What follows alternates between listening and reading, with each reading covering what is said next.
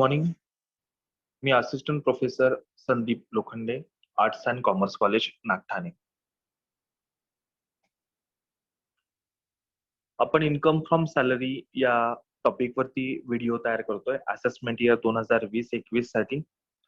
आतापर्यंत या टॉपिकचे आपण 6 व्हिडिओ बघितलेत. पहिल्या 2 व्हिडिओमध्ये आपण इन्कम फ्रॉम सॅलरी या टॉपिकशी रिलेटेड असलेल्या अमेंडमेंट्स 2020-21 ला लागू असलेल्या बघितल्यात. त्यानंतरच्या तिसऱ्या, चौथ्या, पाचव्या आणि 6व्या व्हिडिओमध्ये आपण 4 इन्कम फ्रॉम सॅलरीचे प्रॉब्लेम बघितलेत आणि आज शेवटचा व्हिडिओ आपण इन्कम फ्रॉम सॅलरीचा बघतोय. त्याच्यामध्ये मल्टिपल चॉईस क्वेश्चन्स कशा स्वरूपात असू शकतात ते आपण बघणार आहे. आता जी परीक्षा होणार आहे ती एमसीक्यू स्वरूपात होणार आहे. त्यामुळे एमसीक्यू क्वेश्चन कसे येऊ शकतात ते आपण या ठिकाणी आज बघणार आहे.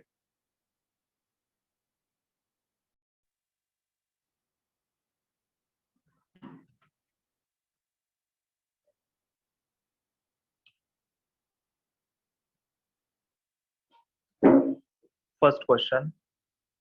पहिले काही प्रश्न जे आहेत हे इन्कम टॅक्सच्या बेसिक वरती काही विचारलेले. त्यानंतर आपण इन्कम फ्रॉम सॅलरीचे स्पेसिफिक जे क्वेश्चन असतील एमसीक्यू ते बघणार आहे. First question. Income tax act dash is applicable. Option A 1947, 1961, 2014, 2021. तर भारतामध्ये आता जो इन्कम टॅक्स लागू आहे तो कधीचा आहे? 1961, 1961. इन्कम टॅक्स ऍक्ट 1961 चा लागू आहे. सेकंड क्वेश्चन चेक करा. A year immediately preceding to the assessment year is called as. Option A previous year, option B calendar year, C academic year, D all of the above. Assessment year च्या आधीचं वर्ष कोणतं आहे? Immediately, तर त्याला आपण काय म्हणतो? Previous year. म्हणजे ऑप्शन ए हे आन्सर असणार आहे या क्वेश्चनचं. Next, for assessment year 2020-21 previous year is. Option A 2018-19, B 1920, C 2019, D 2020.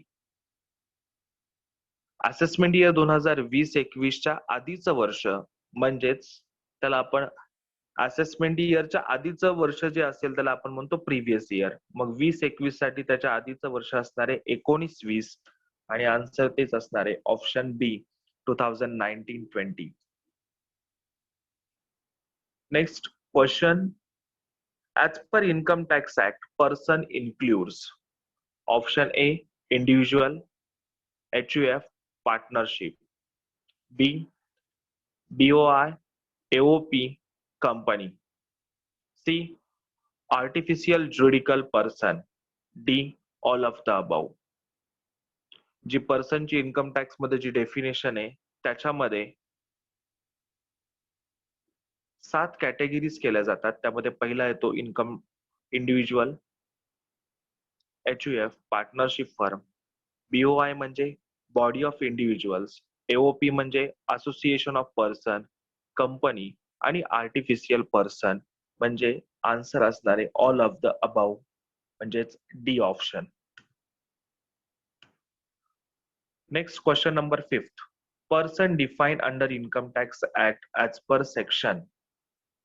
Section 1, option B section 2 subsection 31, C section 3, D option section 2 subsection 11. याचा आन्सर असणार आहे सेक्शन 2 सबसेक्शन 31. यानुसार पर्सनची डेफिनेशन दिलेली इन्कम टॅक्स मध्ये.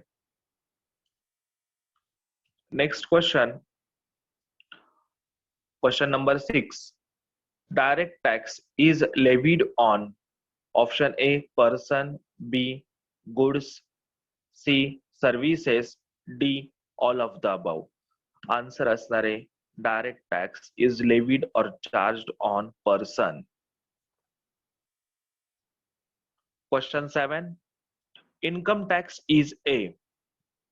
Option A direct tax, B indirect tax, C state tax, D all of the above.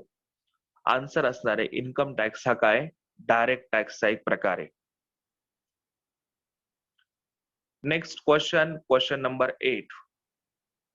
Income tax is payable on option A every income, B taxable income, C receipt, D profit. याचा answer असणार आहे income tax हा payable असतो तुमच्या taxable income वरती. तुमच्या total income मधून एक्झम्पशन्स deductions वजा केल्या जातात आणि त्यानंतर जो टॅक्सेबल इन्कम शिल्लक राहतो त्याच्यावरती इन्कम टॅक्स चार्ज केला जातो. Next, as per section 2 subsection 1 agriculture income includes option A income received from agriculture land, option B income from agriculture operations, option C income from farmhouse आणि option D all of the above. या section नुसार section 2 subsection 1 मध्ये agriculture income मध्ये ए, बी आणि C हे तिन्ही option include होतात. त्यामुळे आन्सर असणार आहे option D all of the above.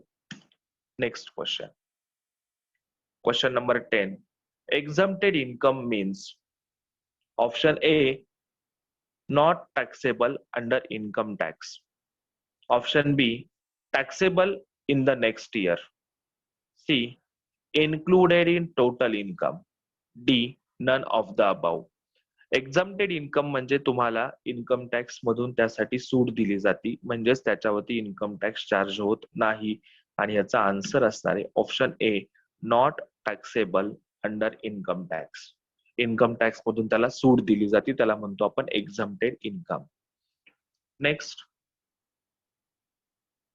आता आपण सॅलरीशी रिलेटेड असलेले सर्व क्वेश्चन्स बघणार आहे. फर्स्ट क्वेश्चन्स आपण काही म्हणजे मोजकेच क्वेश्चन्स बघतोय. प्रश्न कशा स्वरूपात येऊ शकतात ते स्वरूप समजावं म्हणून आपण हा व्हिडिओ तयार करतोय.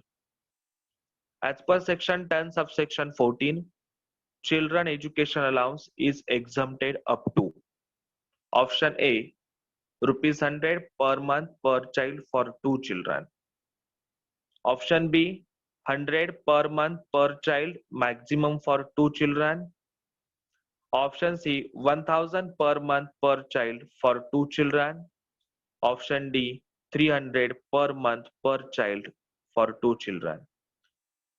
As per section 10 subsection 14 children education allowance हा exempted आहे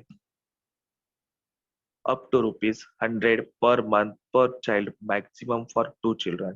₹100 प्रत्येक महिन्याला प्रत्येक मुलासाठी जास्तीत जास्त 2 मुलांसाठी तुम्हाला एक्झम्पशन मिळू शकतं. त्यामुळे ह्याचा आन्सर असणार आहे ऑप्शन बी मॅक्झिमम. ए आणि बी मध्ये आपल्याला सारखेच वाटतंय, पण फक्त बी मध्ये मॅक्झिमम शब्द आहे. 2च मुलांचं फिक्स मध्ये मिळणार नाही. दोन पर्यंत तुम्हाला एक मुलगा असेल तर एकाच मुलाची वजावट मिळू शकते. याचा आन्सर असणार आहे option B. Next, employee is receiving children education allowance at ₹140 per month per child for 3 children. एम्प्लॉईला त्या ठिकाणी चिल्ड्रन एज्युकेशन अलाउन्स मिळतो ₹140 प्रत्येक महिन्याला प्रत्येक मुलासाठी. आणि असं किती मुलांसाठी मिळतोय? 3 मुलांसाठी मिळतोय. तर टॅक्सेबल चिल्ड्रन एज्युकेशन अलाउन्स किती आहे? Option A ₹2400, option B ₹2640, option C ₹5040, D nil. Taxable amount शोधायची. आताच याच्या आधीचा क्वेश्चन मध्ये आपण बघितलं चिल्ड्रन एज्युकेशन अलाउन्स हा एक्झम्प्टेड आहे up to ₹100 per month per child maximum for 2 children. ह्याचं कॅल्क्युलेशन करून आपल्याला आन्सर शोधावं लागणार आहे. ₹140 मिळतात आहे, चेक करा. चिल्ड्रन एज्युकेशन अलाउन्स ₹140 प्रत्येक महिन्याला आहेत, गुणिले 12 करा, प्रत्येक मुलासाठी मिळत आहेत. तर मग गुणिले 3 करा, म्हणजे 3 मुलांची रक्कम मिळेल ₹5040. यातून exempted up to 100 per month per child maximum for 2 children. Allowance किती मिळतो? 140 रुपये. लिमिट किती आहे एक्झम्पशनचा? तर 100 रुपये. दोन्हीपैकी लहान रक्कम जी असेल ती एक्झम्प्टेड असणार आहे. 100 रुपये हे एक्झम्प्ट होतील प्रत्येक महिन्याला गुणिले 12 प्रत्येक मुलासाठी. आता 3 मुलांचा अलाउन्स मिळतोय, पण एक्झम्पशन अलाउड आहे जास्तीत जास्त 2 मुलांसाठी. त्यामुळं गुणिले 2 केले तर एक्झम्पशन येते 2400. 5040 अलाउन्स मिळतोय, त्यातून 2400 वजा करा, टॅक्सेबल अलाउन्स तुम्हाला मिळेल 2640 रुपये. आणि हेच असेल तुमचा आन्सर, म्हणजे ऑप्शन बी 2640 ही अमाऊंट असणार आहे taxable amount. Next question. As per section 10 subsection 14, hostel allowance is exempted up to option A 100 per month per child, option B 100 per month per child maximum for 2 children, option C 1000 per month per child, option D 300 per month per child maximum for 2 children. Section 10 subsection 14 नुसार children education allowance हा exempted आहे up to ₹300 per month per child maximum for 2 children. Same children education allowance सारखाच hostel allowance सुद्धा जास्तीत जास्त किती मुलांसाठी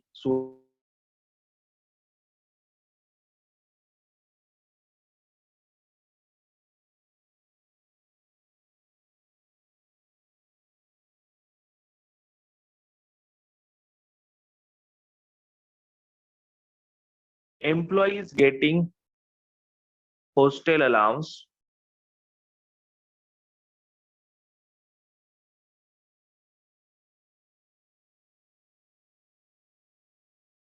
employees getting allowance is ₹250 per month per child for 2 children. He has 1 child. Exempted allowance is.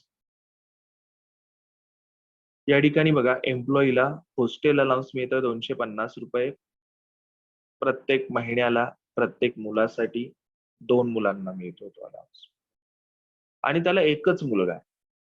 मग exempted किती असेल रक्कम? Option A ₹3000, option B ₹3600, option C ₹7200, option D Neel.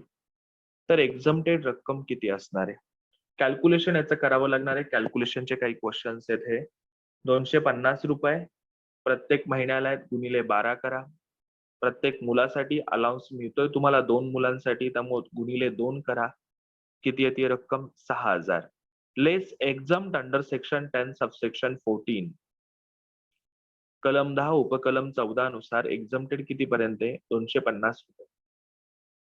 Limit किती? आपल्याला ₹300 लिमिट आहे एक्झम्पशनचं. ₹300 प्रत्येक महिन्याला प्रत्येक मुलासाठी. जास्तीत जास्त 2 मुलांची सूट मिळू शकते तुम्हाला ही. मग ₹300 लिमिट आहे आणि 250 ऍक्च्युअल आहे, तर दोन्हीपैकी लहान रक्कम कोणती? 250. त्यामुळे तीच या ठिकाणी एक्झम्प्ट होईल. 250 गुणिले 12 अलाउन्स मिळतोय 2 मुलांचा आणि आहे किती? एकच मुलगा, तर एकाच मुलाची तुम्हाला एक्झम्पशन ते मिळणार आहे. 250 गुणिले 12 गुणिले 1 रक्कम किती येते? 3000. 3000 एक्झम्प्ट होतील आणि टॅक्सेबल अमाऊंट असेल परत किती? 3000. आणि आन्सर असणार आहे option A 3000. Question number 15.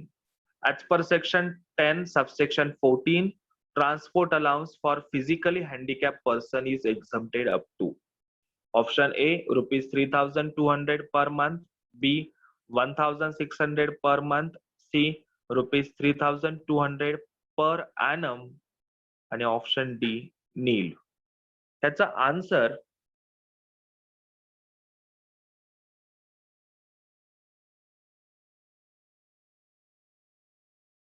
Handicap person साठी ट्रान्सपोर्ट अलाउन्स हा एक्झम्प्टेड आहे. असेसमेंट इयर 2020-21 साठी 3200 पर मंथ.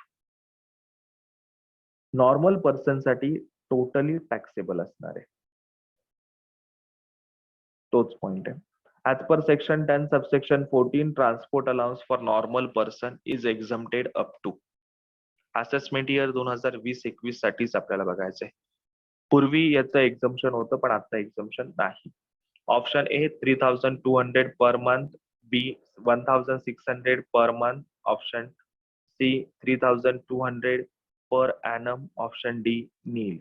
त्याचा आन्सर असणार आहे नील. नॉर्मल पर्सनला आता ट्रान्सपोर्ट अलाउन्स टोटली टॅक्सेबल आहे. As per section 10 subsection 11-12, employer contribution to RPF is exempted up to A point 9.5% of salary, B 12% of salary, C totally exempted, D totally taxable. याचा answer असणार आहे up to 12% of salary. Salary for RPF oblique house rent allowance includes option A basic salary, option B dearness allowance, in short त्याला आपण DA म्हणतो, applicable for retirement benefit, option C percentage commission on sales, option D all of the above. त्याचा answer असणार आहे all of the above, म्हणजे basic salary, DA applicable आणि percentage commission on sales हे तिन्ही पॉइंट RPF आणि HRA च्या salary मध्ये येतात. Under section 10 subsection 13A house rent allowance is exempted up to option A HRA received म्हणजे house rent allowance received, B rent paid minus 10% of salary, C 40 or 50% of salary, D least of the above. वरती जेवढे point दिले त्याच्यापैकी लहान रक्कम. आणि याचा answer असणार आहे लिस्ट ऑफ द अबाव, म्हणजे वरती जे 3 पॉइंट दिले त्यापैकी जी रक्कम लहान असेल ती रक्कम एक्झम्प्ट होऊ शकते. या ठिकाणी परत आणखी 2 पॉइंट आहेत, 40% आणि 50%. 40% आपण घेतो 4 मेट्रो सिटी सोडून. आधी 50% लक्षात ठेवा फक्त तुम्ही. मुंबई, दिल्ली, कलकत्ता, चेन्नई या 4 शहरांसाठी 50% घ्यायच्या सॅलरीच्या, बाकी सर्व शहरांसाठी किती घेणार आपण 40%. Question number 20. Conveyance allowance for journey between office and residence is totally taxable, fully exempted, partly exempted, none of the above. याचा आन्सर असणार आहे टोटली टॅक्सेबल आहे conveyance allowance for journey between office and residence, म्हणजे option A. Same तोच point आहे, conveyance facility for journey between office and residence. Option A totally taxable, B fully exempted, C partly exempted, D none of the above. हा point फॅसिलिटीचा आहे. याच्या आधीचा question मधला point होता अलाउन्सचा. Facility असेल तर फुल्ली एक्झम्प्टेड आहे आणि अलाउन्स शब्द आला तर तो असेल taxable. Next question number 22. Vehicle allowance given for official purpose. तुम्हाला ऑफिसच्या काहीतरी कामासाठी तुम्हाला अलाउन्स दिलेला आहे. Option A totally taxable, option B fully exempted, option C partly exempted, option D none of the above. Salary हा तुमचा पर्सनल इन्कम असतो. तुम्हाला ऑफिसच्याच कामासाठी तुम्हाला व्हेइकल अलाउन्स दिलाय, तुम्ही ऑफिसच्याच कामासाठी जाणारे वापरणारे, तर मग हा तुमचा पर्सनल इन्कम झाला का? होतच नाही. त्यामुळं तो असणार आहे फुल्ली एक्झम्प्टेड, कारण तुम्हाला ऑफिसच्याच कामासाठी दिलाय तर तो तुम्ही ऑफिसच्या कामासाठी वापरले आहे तर तो असेल fully exempted. Leave travel concession if journey is undertaken, totally taxable, fully exempted, partly exempted, none of the above. Fully exempted, कारण तुम्हाला त्यासाठी रक्कम दिली, तुम्ही प्रवास केलाय तर एक्झम्प्टेड असेल, पण प्रवास केला नसेल, नो जर्नी इज अंडरटेकन, तर टॅक्सेबल असेल हा point. Next question number 24. Value of unfurnished accommodation provided to employee in city of population having more than 25 lakh. या ठिकाणी आपल्याला रक्कम शोधायची अनफर्निश्ड अकोमोडेशनची. किती रक्कम असू शकेल की जर 25 लाखापेक्षा जास्त पॉप्युलेशन असेल तर? ऑप्शन ए दिलाय 10% of salary, B 15% of salary, C 20% of salary आणि डी आहे 7.5% ऑफ सॅलरी. जर पॉप्युलेशन कंपनीचं स्वतःचं त्या ठिकाणी अकोमोडेशन असेल तर हे सर्व पॉइंट्स येतात. पॉप्युलेशन त्या ज्या शहरामध्ये राहायला घर दिलंय त्या शहराचं 10 लाखापेक्षा कमी असेल तर 7.5% 10 लाख ते 25 लाख असेल तर 10% आणि 25 लाखापेक्षा जास्त असेल तर किती? 15% option B 15% of salary. Next question number 25. Which of the following is not included in salary for accommodation? Option A, exempted allowances. B, value of perquisites. D, C, dearness allowance not applicable. D, all of the above. त्याचा answer असणार आहे salary for accommodation मध्ये कोणते point येतात? Basic salary, D applicable, bonus, all commission, fees, हे सर्व points आपण घेतो. तर मग घेत नाही ते पॉइंट्स कोणते? तर हे सर्वच पॉइंट्स आहेत. हे सर्वच पॉइंट्स त्यामध्ये येणार आहेत.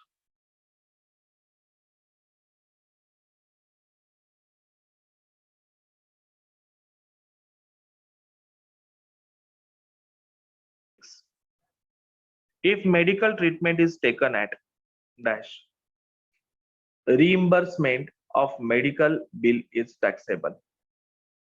मेडिकल ट्रीटमेंट तुम्ही कोणत्या हॉस्पिटलमध्ये घेतली त्याच्यावरती डिपेंड आहे reimbursement, taxability of reimbursement of medical bill. Company option A दिलाय government hospital, option B employer hospital, option C private hospital, D all of the above. Condition काय सांगतात? तर त्या ठिकाणी कंपनीच्या हॉस्पिटलमध्ये किंवा गव्हर्नमेंट हॉस्पिटलमध्ये घेतली असेल तर reimbursement of hospital medical bill काय असेल? एक्झम्प्टेड असेल फुल्ली. प्रायव्हेट हॉस्पिटल असेल तर असणार आहे टोटली टॅक्सेबल. म्हणजे याचा आन्सर येईल private hospital, option C. Question number 27. Which of the following is fully taxable allowance? यापैकी कोणता अलाउन्स खाली दिलेल्यापैकी फुल्ली टॅक्सेबल आहे? Option A servant allowance, B tiffin allowance, C dearness allowance, option D all of the above. Answer असणार आहे all of the above. Question number 28. Which of the following is exempted perquisite? यापैकी कोणतं एक perquisite आहे ते exempted असणार आहे ज्याच्यावरती टॅक्स चार्ज होणार नाही? Option A servant facility, option B gas water and electricity bill paid by employer, C free cloth given or uniform पण आपण ह्याला म्हणू शकतो, डी क्रेडिट कार्ड फॅसिलिटी. याचा आन्सर असणार आहे फ्री क्लोथ गिव्हन म्हणजे option C. Next question number 29.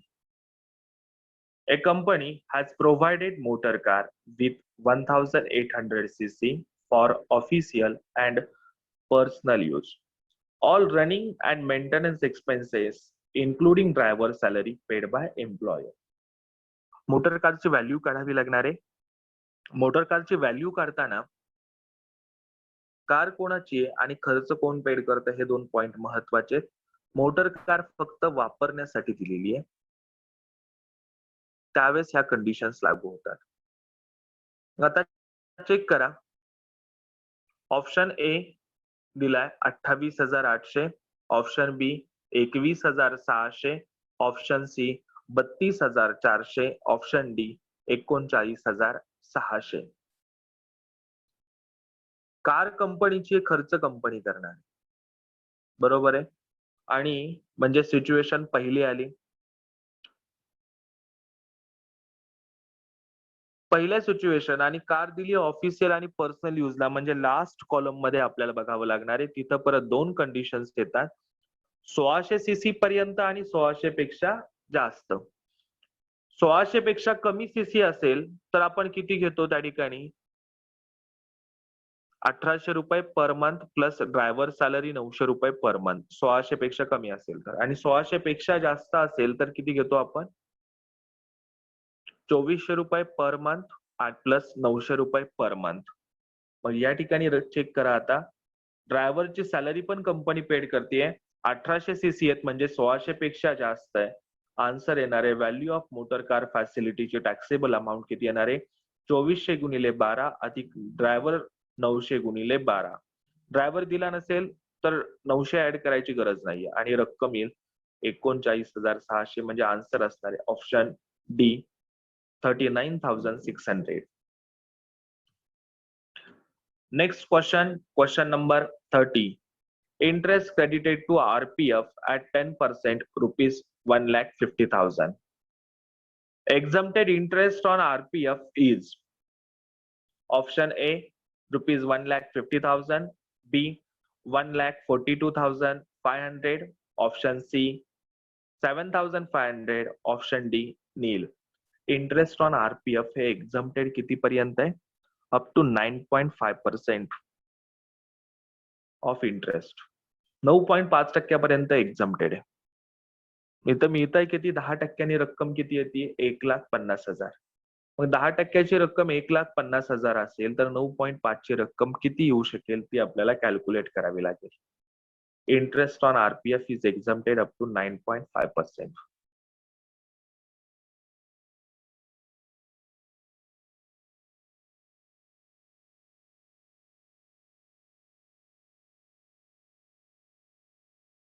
गुणिले 10 करा, त्याला गुणिले 9.5 करा, आपल्याला मिळेल 9.5% इंटरेस्टची अमाऊंट किती येते?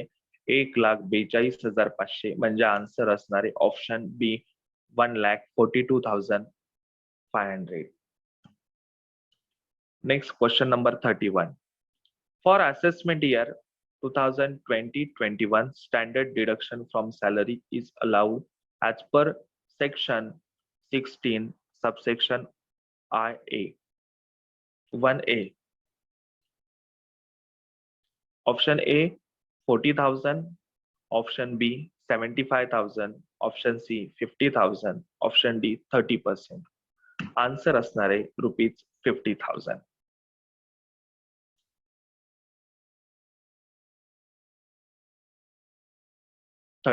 Question number 32.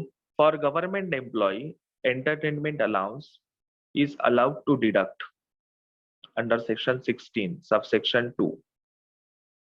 Option A rupees 5,000, option B 20% of basic salary, option C actual allowance received, option D list of the above.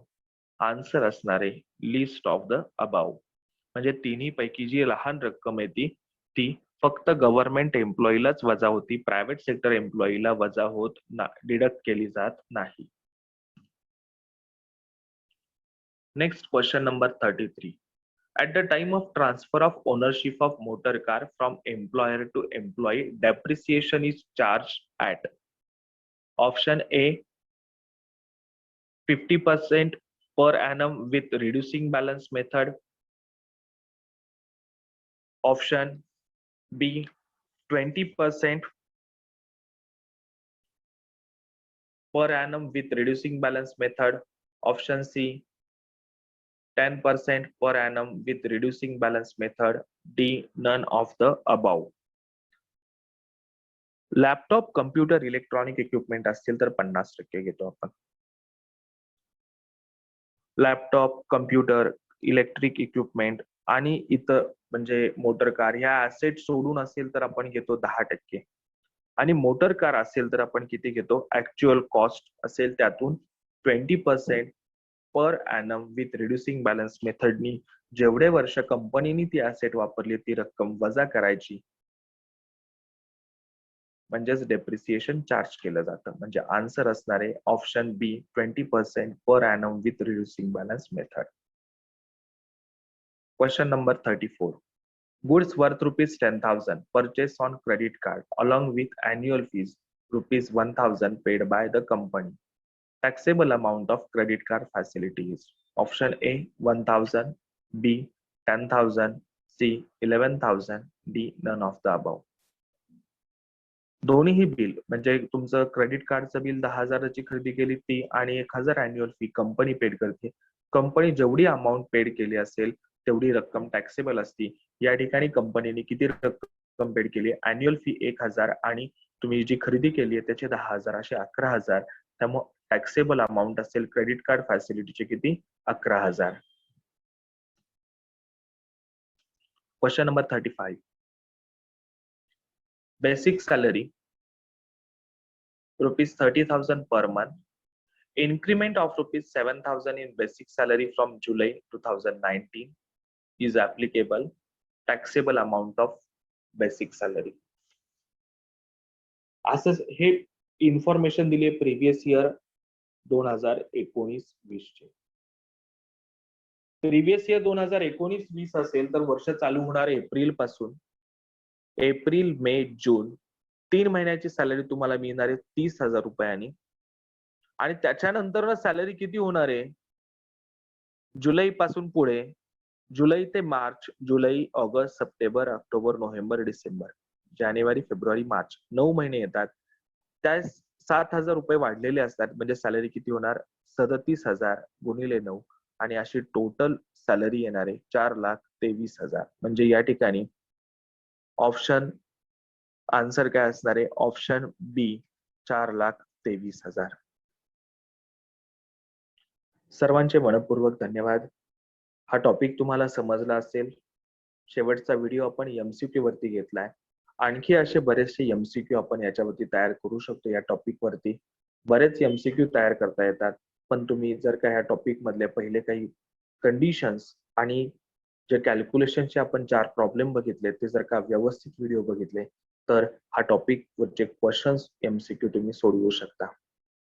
हा व्हिडिओ तुम्हाला आवडला असेल तर लाईक करा, कमेंट करा आणि इतर तुमच्याच मित्रमैत्रिणींना सुद्धा पाठवा. सगळ्यांचे मनपूर्वक धन्यवाद.